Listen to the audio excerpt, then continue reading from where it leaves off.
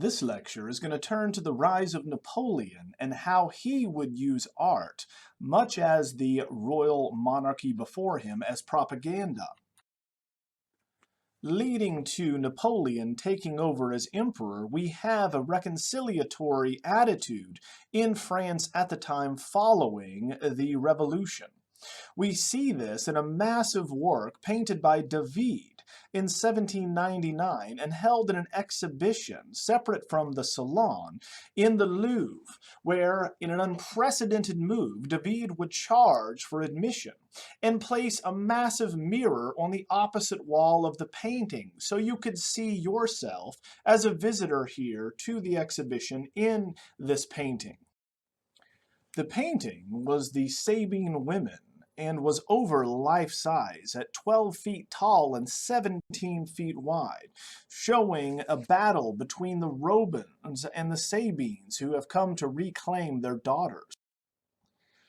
Now, what you need to know historically is that the Jacobin Party, this bloodthirsty group of revolutionaries, had been defeated in 1794. Maximilien de Robespierre, their president, was executed, and a representative government was set up with 5 executive directors to lead the country in the interim, trying to heal from the wounds of the revolution. The 11-month reign of terror would end with this new directory, which is going to rule from 1795 to 99. Again, this is a reconciliatory period, a healing period for France, as they look to get back on their feet after the bloody revolution that saw the death of so many nobles, aristocrats, and the king himself. Now, the story of the Sabine women goes back to Plutarch, where we see here Romulus, the king of the Romans, fearing they would run out of women, sets up an elaborate feast and invites their neighbors, the Sabines, and instructs his men to take only the unmarried women without children. And so, on the right moment, he gives the signal and they are abducted, or in the early modern term, raped, if you understand. This is going to be a very common theme tied to the genealogy of ancient Rome that we see throughout the Renaissance as well. The story goes, 3 years after the Romans had taken the Sabine women, the Sabines in turn attacked, seeking revenge on the Romans. But the Sabine women intervened at this time, throwing themselves between them with their children, showing that there was a reason to make peace, showing that there is no longer a conflict between these two groups because now they are interrelated. So now we find there are dozens of examples from this particular abduction, as seen here with Jean Bologna's rape of the Sabine women. That's going to be in the Loggia dei Lanzi in Florence. But we have no representations of the actual reconciliation, where the women come in between them in order to make peace between these two groups. Therefore, it is a metaphor for this healing process the French are going through. Here we can see that we place ourselves in this massive group of warring factions, as Romulus and Tatius are going to be fighting one another, leading once again each side here of the Romans and the Sabines. Romulus still the king of Rome, Tatius the king of the Sabines. In the center, we have Hersilia, the daughter of Tatius, who is the king of the Sabines, and now the wife of Romulus, who she has children with. She is going to be placing her body and her children between each one of these areas. We see her father off to the left, with other Sabine women holding their children, begging him to stop this carnage. Now, in 1799, what is very interesting is we have a shift from the very masculine virtues we saw earlier in the Oath of the Horatii that would be showcasing patriotism and courage and honor, asking men to fight and sacrifice themselves for their country. Now, we saw that these feminine virtues were downplayed and denigrated at the time in 1784. The virtues of valuing family and peace and harmony. The women do not want their brothers, their husband, to go to war and needlessly lose life. Now we find that survival, as seen here with the Directory, the new government, is dictated by this new political climate. They state that you have to find peace to stop this bloodshed. So there is a new approach to peacemaking. Now, what leads, interestingly enough, to Napoleon as emperor is a very similar situation as what happens in Republican Rome, whereby we have a constitutional government ruled by a senate or senectute, these a council of elders, led by two elected consuls. We find that only during a time of crisis would a dictator be appointed who would command the armies to protect Rome's interests. Julius Caesar would be given the title Dictator Perpetuo shortly before his assassination, making him, in essence, dictator for life. Thus, we find a civil war follows in 44 to 27 BCE. Likewise, out of this, we find that a relative of Julius Caesar, his grandnephew Octavian, is going to be named the princeps or first citizen out of this civil war, and also Pontifex Maximus, the chief priest of the state religion, bringing this idea again, just as the monarchy had in France, that the king, the ruler, the emperor as he would become known, is both going to be responsible for military and political endeavors, but also responsible for and bestowed the right to rule by God. Therefore, the Directory, as mentioned, would be overthrown the same year as David's painting of the Sabines.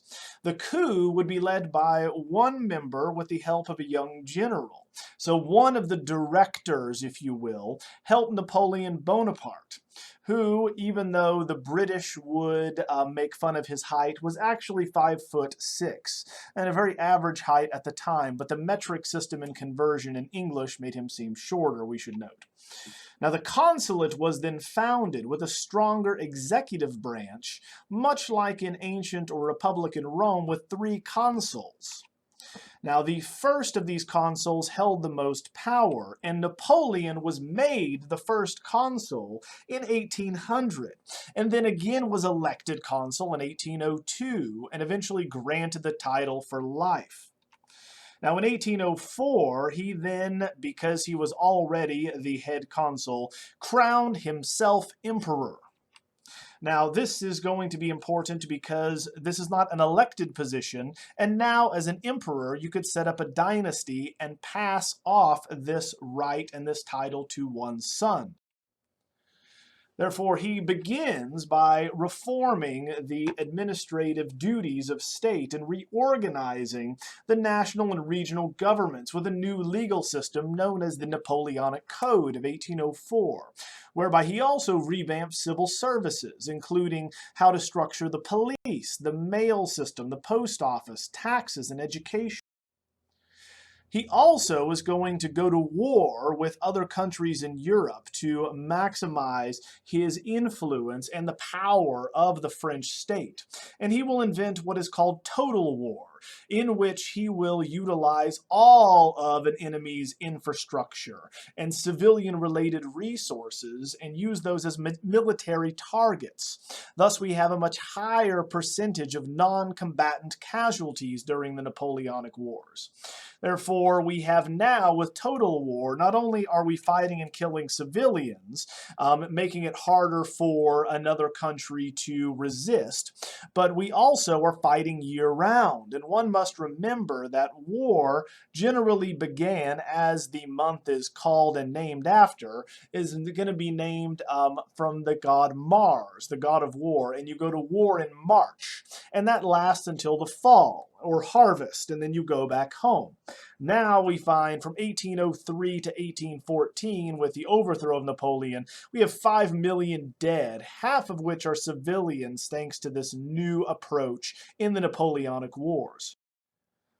What total war allows Napoleon to do is establish a new French hegemony or a power across Europe as he conquers virtually all of Western Europe, making once again this area subject to France, including Spain, Italy, Germany, Austria, Prussia, and once again French allies in Norway and Denmark.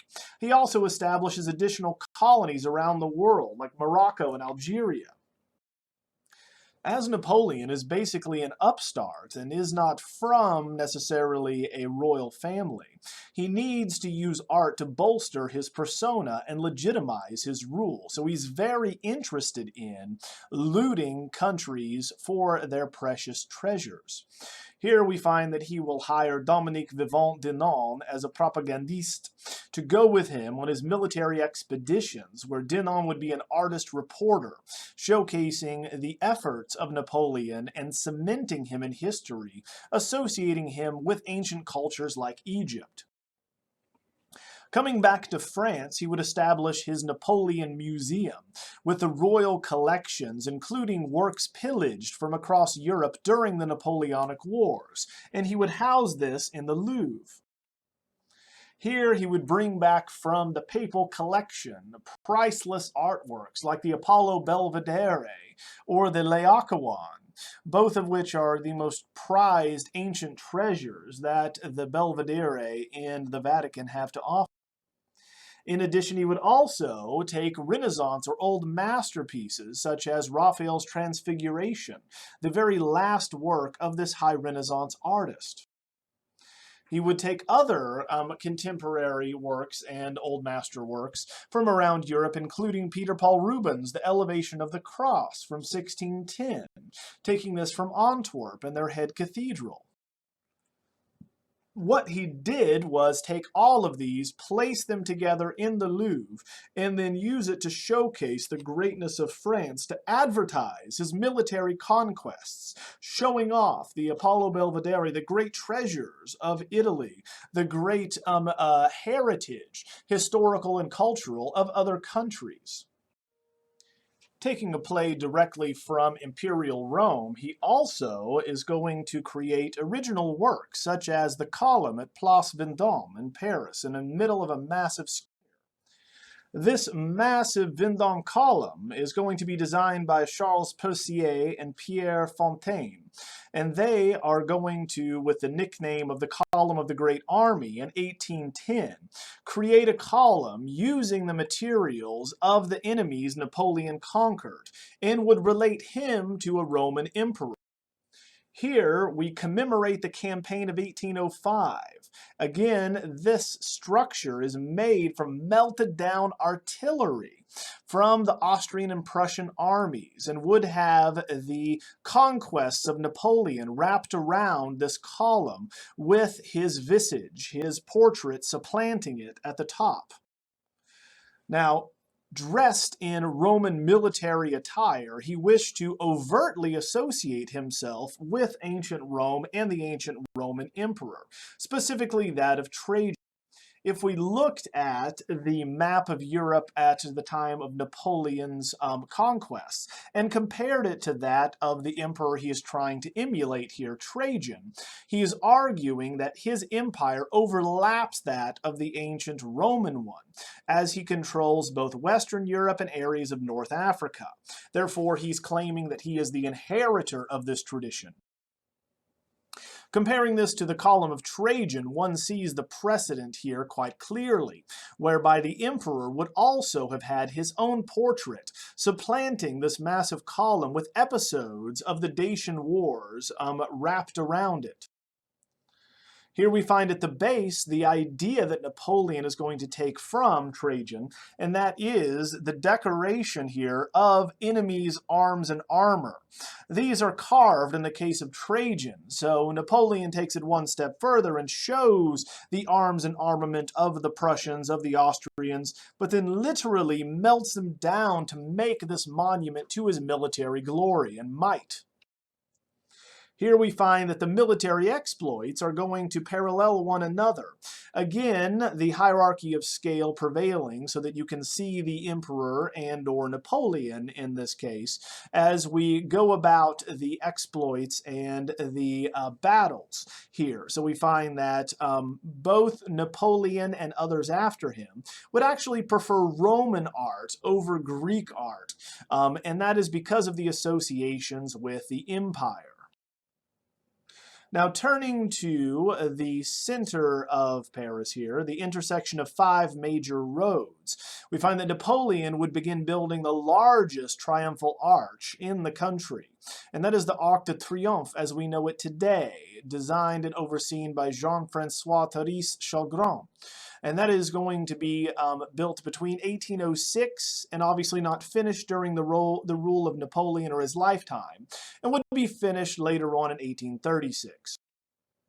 Here we have a massive imperial and triumphal arch taken from imperial precedents such as the Arch of Titus or the Arch of Constantine. We should note when looking at the Arc de Triomphe that at 164 feet tall, it's meant to dwarf any that came before it. But you must remember that the sculptural decorations were not completed at the time, and we cannot consider them to be Napoleonic. They will be added after Napoleon. So here, if we look at a simple triumphal arch design, such as that for Titus, we have this notion that we glorify the deeds and military triumphs of a particular emperor. In the case of Titus, it would be his victories over the Jews in Judea. And so we find that he would loot the temple and bring back the wonderful resources of the Jewish people. So you would march through this massive archway in glory of the Roman Empire and success in battle of Titus, in the same way that we are meant to walk through the arch here, the Arc de Triomphe for Napoleon, and remember his victories over those armies in Europe. Above, we find the same type of victories in the spandrels, which are between the columns, these attached or arcuated columns, and once again, the barrel vault of the arch itself. They are women dressed generally in chitons or scantily clad with wings, often crowning people victorious. The same can be seen here at the Arc de Triomphe. Those are original to Napoleon's design as they reflect what we see in ancient Rome, specifically in the Forum, which is where the Arch of Titus is located. The same can be said of Vignon's La Madeleine. That's going to be redesigned in Paris between 1807, but not completed until 1842. The original design, as Napoleon had in mind, would have also related the structure to the imperial precedent of ancient Rome. Here we have the Temple of Glory, or as Napoleon would put it, a monument to the newly won glories of France. So the exterior, very self-consciously, is going to look like a classical Roman temple front with a pseudo-peripteral temple. On the interior, one can see that it is finished, however, as a church and has a series of 3 domes in the center leading through the nave that would not have been associated with Roman temples. So the octa-style temple, very self-consciously, is unusual for ancient Greece and Rome. That is, to have 8 columns out in front of the structure, and would have related it to the most famous peripteral temple in history, the Parthenon. Now, at the same time, we find here in Paris itself that this is really not a peripteral temple because it does have a central entrance and it has freestanding columns, but an entrance in the front. Therefore, it's associated with Roman temples, such as that of the Maison Carrée in Nîmes that we have here built around 10 Common Era. Therefore, again, we are associating the French Empire won by Napoleon with the Roman Empire. Thus, Napoleon becomes a Roman emperor. Now, the love of Roman art that Napoleon had led to the creation of the final phase of neoclassicism, known as the Empire style. Now, the Empire style brought together the elements of ancient Roman art with that of the conquests of Egypt. So we have a very interesting hybrid style here that is unique to Napoleon. Now, the conquest of Egypt technically failed in that the Ottomans still controlled Egypt after Napoleon left, but it left an indelible mark on the French and an interest in Egyptian art. Therefore, we have publications that would influence the decorative style of those that went along with Napoleon to Egypt, like Denon. Here in 1822, we have these descriptions of Egypt and these views which are going to fuel the fire of interest in this period and this style. For instance, here is a washstand, which is mahogany and gilt bronze, whereby one would fill up the pitcher with water in order to wash in the basin above. One would note that we have sphinxes and other elements that would be common both in ancient Rome and in ancient Egypt. So we find here the Greek palmet motif is what you see around the edges of the bowl, the basin, and the vase, whereas Egyptian and Greek sphinxes are going to be shown together on a Roman tripod, which is what you would often have in a Roman temple that priestesses would use in order to burn incense and pray to gods and goddesses. So we have an interesting hybrid here of different precedents in two different cultures made possible by Napoleon's interest in them. Here we have an interior of Josephine's bedroom, the Empress at the time, built around 1810, Chateau de Malmaison. Here we have the traditional red and gold motif that was so common in this final imperial style that Napoleon propagates, and it's going to be emphasized by solemn richness. So here you also can see the ceremonial bedroom of Pauline Borghese in this empire style, all of which would often have, say, Egyptian pharaohs with headdresses on the sides of this bed, or the eagles of ancient Rome are going to be seen above, bringing together these two ancient traditions. As an example, here you have Jacques-Louis David, who masterfully is going to have worked for the King of France, Louis XVI. Then he's going to work for the Jacobins, being thrown in jail when they were overthrown, and then becomes one of the official painters for Napoleon. It is amazing that David is able to work for these various parties without the risk of fear of execution. Here, he's going to bring his mastery of propaganda for a variety of sources to bear in an equestrian portrait showing Napoleon crossing the Alps at St. Bernard Pass in 1801. Here we're glorifying the French nation and the Salon as propaganda. So we're using this image at the Salon of 1801 to communicate to the French people the military exploits and genius of their ruler, Napoleon, before he even crowns himself emperor. In 1801, a year prior, Napoleon had taken 28,000 troops across the Alpine passes, much as earlier military leaders had, to defeat the Austrian army beyond, catching them off guard, as very few would dare trespass these very treacherous, narrow passageways across this mountain range.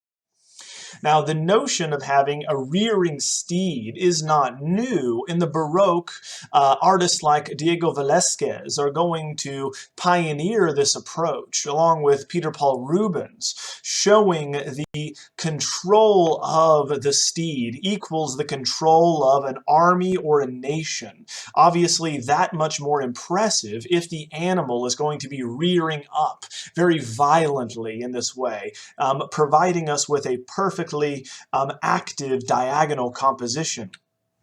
Now, the rearing horse in the Baroque carries on with the equestrian approach from antiquity, beginning with Marcus Aurelius, and picks up with statues that we've discussed, like Donatello's Gattamelata and other fictive painted ones in Florence. These, of course, show a military ruler with the baton of power in his right hand, striding confidently forward.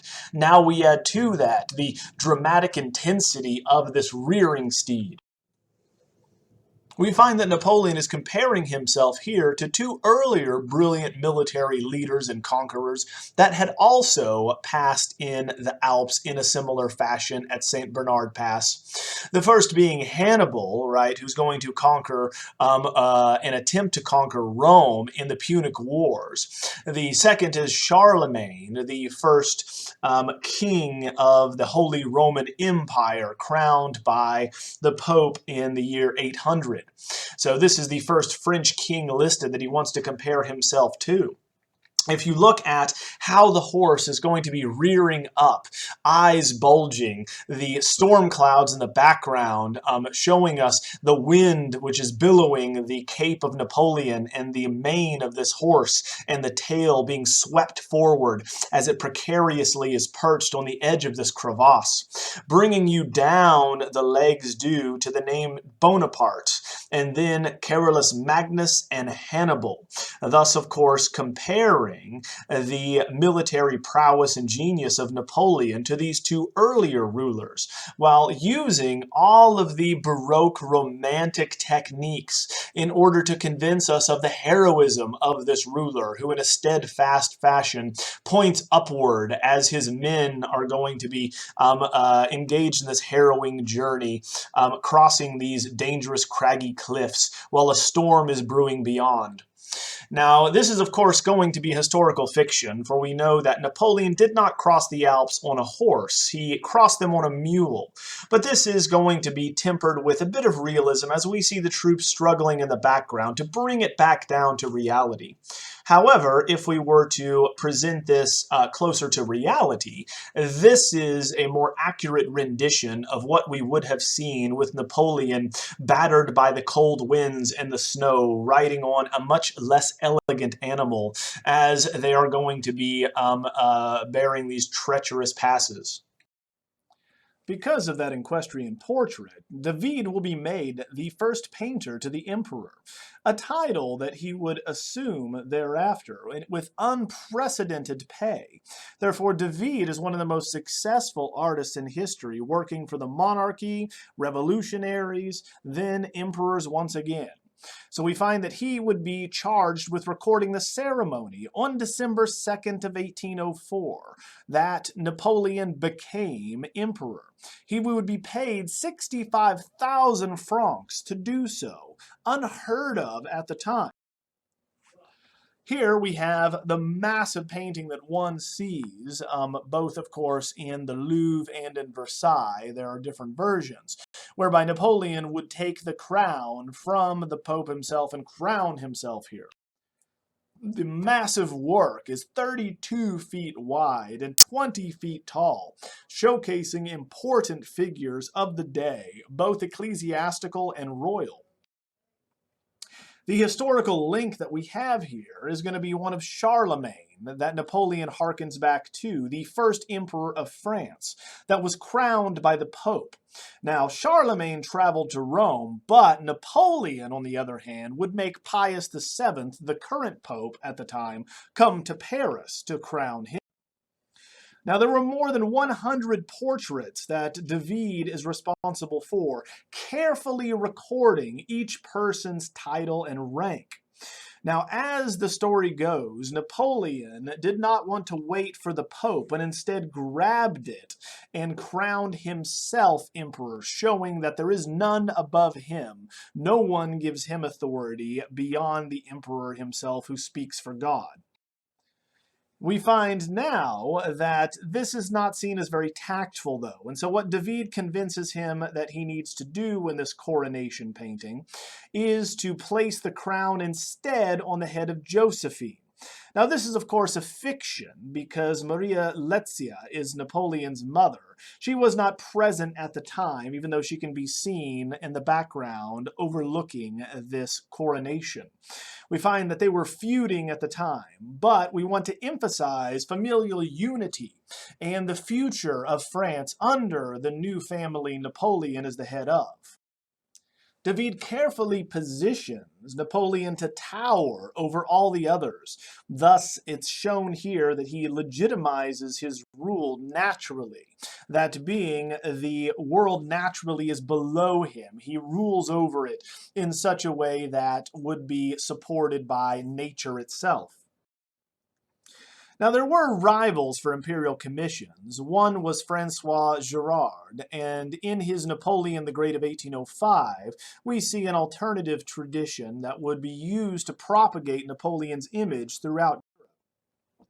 Here we hearken back to Hyacinthe Rigaud's portrait of Louis XIV, Louis XIV, whereby we showcase the power and wealth of the emperor holding a staff, turning again towards us, but towering over us, with the globe of the world seated on this pillow to his right, a throne to his left, with these massive, wonderful velvet curtains above, an ermine-laced cloak that's going to be over him here in the red and gold color motif that is so popular at the time.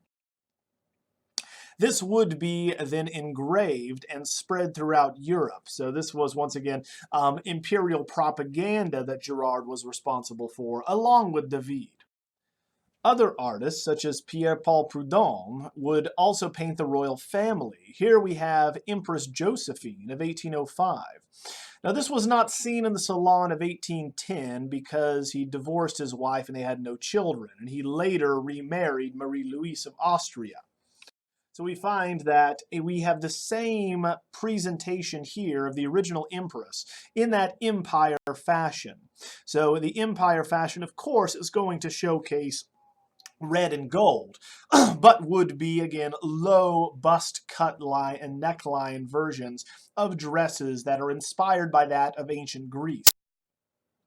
The melancholic gesture that we have here with the head resting on the left hand will perhaps foretell the divorce. We are often told in interpretations at this time that she knows that in the future she will be divorced because she cannot produce an heir.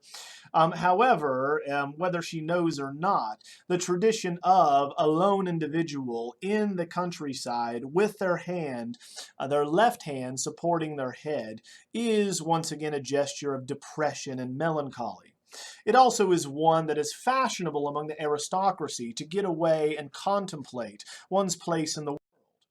So here we find that we are accepting this periodic retreat from society, which is expected of these aristocrats. It is a virtue that is considered fashionable and shows that one is thoughtful to go out into the countryside and contemplate one's place. Now, Marie-Louise of Austria would produce a male heir in 1811, and upon his birth would be pronounced the King of Rome. Prudhomme would be called on again to paint this new heir apparent to Napoleon's throne in his The King of Rome Sleeping of 1811, which has an obvious association both with Romulus and Remus, but also the Christ child. Here, fritillaries or crown imperial flowers are seen above the sleeping child, who would be descended from two imperial houses, both in France and Austria. But we combine this ancient Roman understanding of authority with one of divinity and of Christianity. For we have this spiritual or divine light coming through the branches here, illuminating the sleeping child as you would see a sleeping Christ child, for instance. Finally, we have the neoclassical painter Jean-Auguste Dominique Ingres and his portrait of Napoleon, which was in fact not a commission, but was on the artist's own initiative to get into the good graces of the emperor. Here we find he is shown in coronation robes, as though he's just been crowned, holding a golden scepter, specifically of Charlemagne, hearkening back to the first emperor crowned by a pope. In the left hand, we have the ivory hand of justice that was held by French medieval kings, with the sword of Charlemagne again held under his left arm. Now, we find that this is joined with an effigy of Bonaparte to the eternal authority of God the Father, often seen in a throne, and that of Jupiter from Greco-Roman examples. So here we find that among the stolen treasures, importantly, that Napoleon took during his pillaging of different countries was the Ghent altarpiece with God the Father enthroned. And so this would be a very well-known presentation of ecclesiastical and spiritual authority that is being co-opted here by Ingres. So we're bringing together Christian and Roman traditions, both the notion of God the Father in heaven, but then also that of the images of Jupiter on a throne from Roman cameos, coins, and sculptures. So now we have this God-like figure and ruler who is a judge. Thus, just like Napoleon was in reality, we have the legislative and executive aspects of a ruler that God also is responsible for. He rules and judges simultaneously. However, one must be careful here with propaganda because you do not want to distance yourself too much from the people that made you who you are, that won these battles for you. So yes, Napoleon did take pride in his military victories. And remember, this is not a commission that Napoleon set forth himself. But one must be very careful with propaganda because it can turn negative very quickly. Therefore, we find that he would plan very carefully with his artistic advisors to present himself both as a military genius, but also as a human leader who is mindful of his soldiers. Now, Napoleon is going to use a variety of propaganda techniques to convince people back in France of his benevolent nature and how he is expanding French conquest and, of course, hegemony all over the globe. In this massive work you see here before you in the Louvre, I want to give you an idea of scale. We have life-size figures in this presentation of Napoleon visiting the plague house at Jaffa, in this case painted by another one of his propaganda masters, Antoine-Jean Gros. So Gros here is going to paint this for the Salon of 1804, the year Napoleon becomes emperor, thus showcasing the benevolence and the magnanimous nature of this ruler. Now we know in this 23-foot wide painting, massive, 17 feet tall, that we are not in France and instead in the exotic Near East. We know that because of the horseshoe-shaped arches to the left, the pointed arches in the center of this courtyard, obviously of a mosque which has been converted into a hospital for French soldiers. We see men dressed in Turkish attire and turbans to the left, whereas we see a minaret off to and framed by the arch in the upper right-hand corner. We know that the French have conquered this small city of Jaffa because the French flag, the tricolor, is going to wave from the center arch in the upper portion of the painting. Now, this is going to show that even Napoleon, who appreciates neoclassicism due to its imperial connotations, also is going to engage in interest in exoticism, much like we looked at with Ingres' Grand Odalisque. The themes here in the subject are not classical, nor are they European, instead deriving from the Islamic areas of the Turkish Middle East. In this case, the city of Jaffa. Now, Napoleon fails to conquer Egypt as he had promised he would because of the support offered by the English, who do not allow Napoleon to attack, one enemy. Instead, they back up the Muslims and the Turks in the area. This thwarted attempt is going to not sit well with the French, so on their way home, they attack the city of Jaffa instead, massacring everyone in their wake. Now, the plague just happens to have broken out while they were collecting their war booty and tallying up the spoils of war. Thus, the bubonic plague can be seen here in a plague house. Thus, all of the soldiers stricken by the bubonic plague or the Black Death are brought to one space. Now, this is where Napoleon visits these men to see if he should leave them, thus to die in this foreign land, or risk transporting them back to France. Now, this is presented as a morale boost instead of a triage mission, which is what it actually was, where Napoleon takes off his glove and bravely touches this man's armpit that he's lifting it here in the central foreground. You find that another man is going to have his buboes lanced here off to the side, that being the buboes or the engorged lymph nodes around the neck, the armpit, and the groin fill with and engorge with liquid. So you take a scalpel and actually lance them or cut them open. So you find that Napoleon, even though they believe this is highly contagious, is showing that he has no fear for these men because he's actually touching it with his bare hand. Thus, those that looked upon it in the Catholic country of France would have little difficulty in comparing this to religious images they'd seen previously. One off to the left in shadow is going to be figures suffering from the plague in death shrouds in these black cloaks, and these figures are going to take from the suffering and be modeled on the suffering figures from the Last Judgment in the Sistine Chapel, a very famous religious work. The other example, since we find Napoleon is touching a figure, which would of course sicken other individuals since his lieutenant behind him covers his mouth. Obviously, the stench of the rotting flesh from the Black Death is going to be very ill-suited for their mouths. Now, the image here would remind people of the thaumaturgical activities of Christ and his apostles healing those that are sick. So you find that the notion of a holy healer touching those that are ill is going to then subtly compare Napoleon to Christ. This thaumaturgical ability carrying over from someone who is divinely ordained to rule as emperor, hence the Pope is going to crown Napoleon.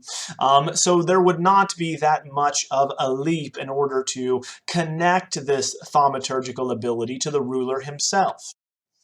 Now we have, again, a modern history painting that is like that scene in England, showing people dressed in contemporary attire instead of what David had done previously, which is couch contemporary events in classical terms, such as the reconciliation of France after the Revolution would be presented as the Romans battling the Sabines, for instance, instead of showing French men and women in contemporary dress.